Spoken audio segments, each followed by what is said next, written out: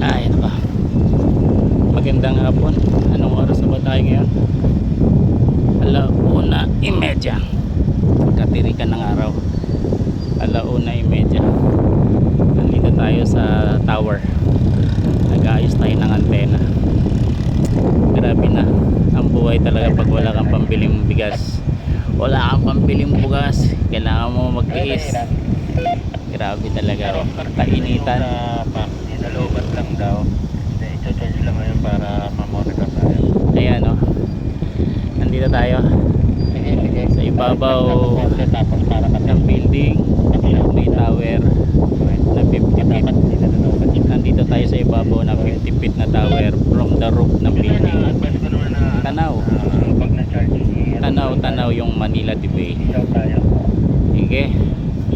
All station Kopya. 4 India 1 Delta Foxtrot Radio. Tayo ng konti. Nagkahapit muna sa pambili ng bugas. Tinaasan po natin. Magandang hapon sa lahat. Okay.